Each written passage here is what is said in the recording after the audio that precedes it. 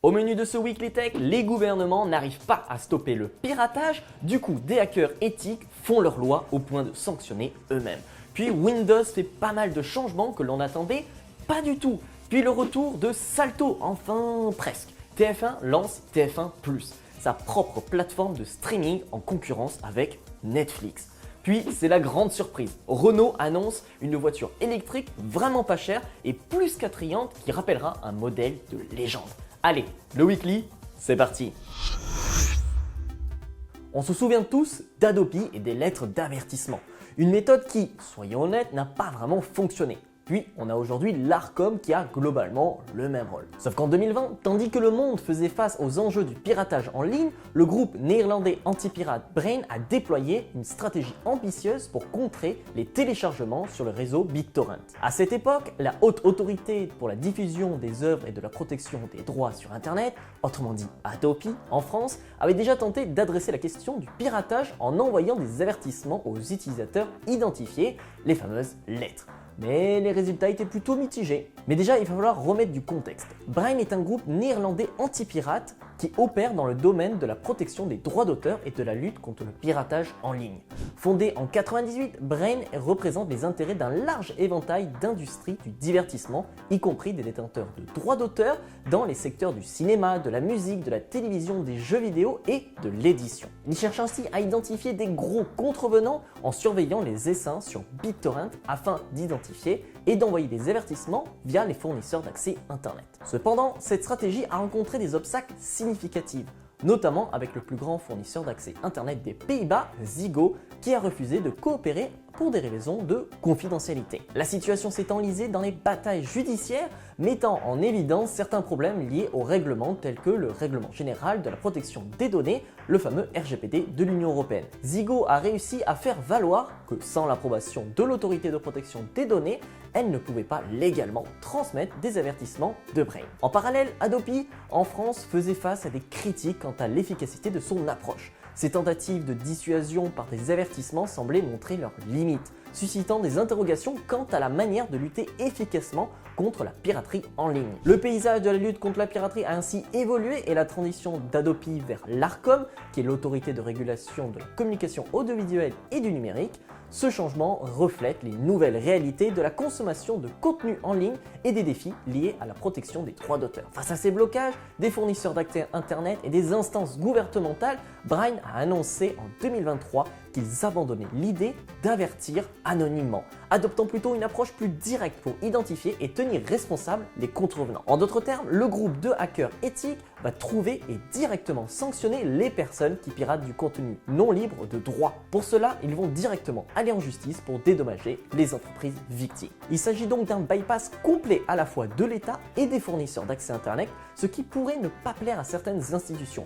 Même si pour le moment cela ne s'applique qu'aux Pays-Bas, pourquoi pas voir ce genre d'initiative en France? Alors que l'Union européenne pousse à davantage d'ouverture et de personnalisation, Microsoft s'apprête à apporter des changements majeurs à Windows.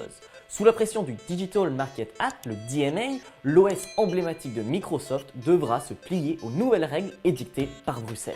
Fini les contraintes imposées par Microsoft Edge, Bing ou même Cortana, les utilisateurs de Windows pourront enfin personnaliser leur expérience à leur guise. La désinstallation de certaines applications natives, autrefois considérées comme impossibles, deviendra réalité. Un billet de blog de Microsoft daté du 16 novembre détaille les changements à venir.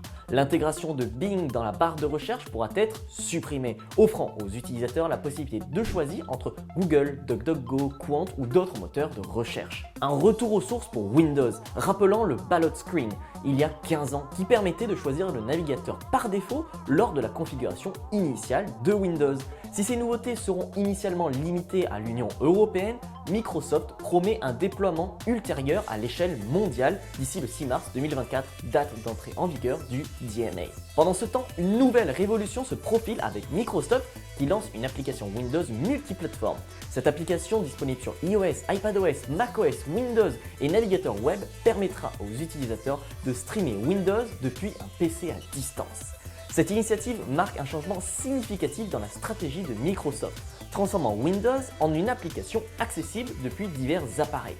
cette Windows App prend en charge plusieurs moniteurs, des résolutions et des échelles d'affichage personnalisées, ainsi que la redirection des périphériques tels que les webcams, les dispositifs de stockage et les imprimantes. Bien que la version de prévisualisation de Windows App soit actuellement limitée aux comptes professionnels de Microsoft, des indices suggèrent qu'elle sera bientôt disponible pour les consommateurs. Une étape de plus vers la vision de Microsoft de déplacer Windows entièrement vers le cloud. La création d'une nouvelle équipe Windows and Web Experience chez Microsoft laisse entrevoir des ambitions plus larges. Cette équipe semble axée sur le développement de services web alimentés par l'IA pour Windows. Les récentes fonctionnalités de Windows 11, telles que la mise à jour dynamique de l'interface de recherche principale, le système de widgets et l'intégration de Copilot sont des exemples concrets. Une nouvelle ère s'annonce pour Windows avec plus de personnalisation sur PC et une accessibilité accrue depuis les appareils variés. Un vrai changement de stratégie. C'est une surprise, après l'échec de Salto, TF1 lance sa propre plateforme de streaming TF1+. Salto, la plateforme de streaming française lancée en 2020, présentait une collaboration entre France Télévisions, TF1 et M6. Elle offrait un large éventail de contenus allant d'émissions de télévision aux films et séries.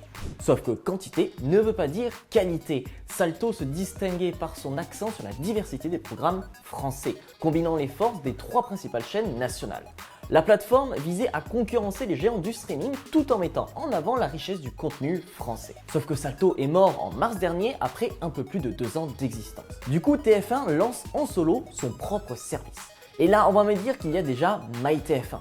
Sauf que la chaîne numéro 1 compte justement en profiter pour remplacer MyTF1 avec une offre bien plus riche et surtout qui n'a pas les contraintes de son service actuel. TF1+, ce sera 15 000 heures de programme au total dès son lancement, plus de 400 séries et films familiaux et des grosses émissions iconiques en replay. La période pour regarder un replay passera ainsi de 7 à 30 jours au minimum, voire même 4 ans selon le programme. Et tout ça pour la modique somme de 0 €. Le secret pour proposer un service de streaming gratuit est bien sûr la publicité. C'est sans surprise que TF1 va bourrer de pubs son app.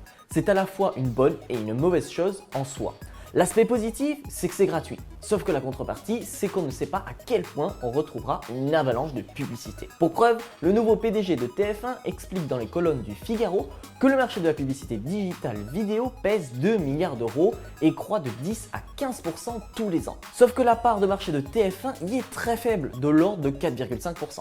On se doute bien qu'ils veulent capter cette manne financière sur internet, le tout en rémunérant mieux les contenus et donc probablement en faisant plus payer les entreprises prêtes à exposer. TF1+ a de grandes chances de détruire l'offre MyTF1 Max, l'offre payante de MyTF1 au vu de son remplacement. Pour ce qui est de son arrivée, la plateforme TF1+ devrait être lancée le 8 janvier prochain, alors laissons-lui une chance de faire ses preuves.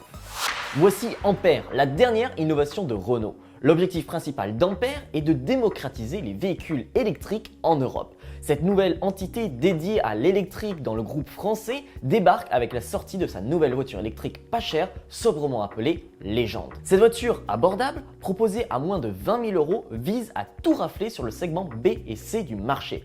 Ampère capitalise sur son avantage compétitif avec les plateformes dédiées aux véhicules électriques, offrant ainsi des solutions adaptées à chaque segment. Pour ce qui est des détails, cela reste un peu flou pour le moment, mais le nom ne sera probablement pas définitif. En revanche, nous savons que l'habitacle de la Légende allie confort et innovation avec des fonctionnalités intelligentes et une connectivité de pointe. Des matériaux écologiques et des technologies éco-énergétiques sont intégrés pour minimiser l'impact environnemental. L'accent est mis sur une expérience de conduite agréable tout en intégrant des éléments de sécurité de pointe, notamment avec un nouvel assistant connecté nommé Renault RENO. Ampère s'engage ainsi à rendre la voiture électrique accessible à tous en réduisant progressivement les coûts de ces véhicules.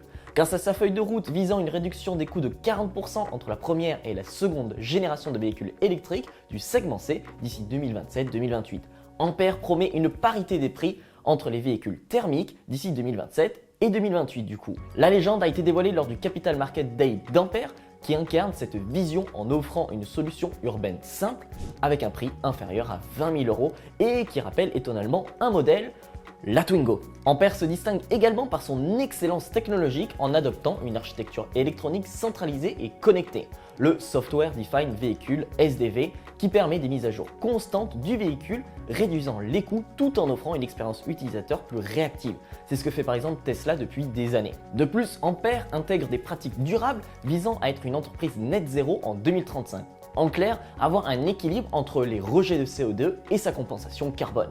Avec cette vision claire, Ampère vise à atteindre un chiffre d'affaires de plus de 25 milliards d'euros en 2031 avec une marge opérationnelle de plus de 10% à partir de 2030. La légende joue un rôle crucial dans cette stratégie, offrant une solution abordable pour les consommateurs européens. La feuille de route financière d'Ampère, avec une introduction en bourse potentielle, promet un avenir prometteur pour cette entreprise novatrice. Le Weekly Tech, c'est fini. Rendez-vous la semaine prochaine.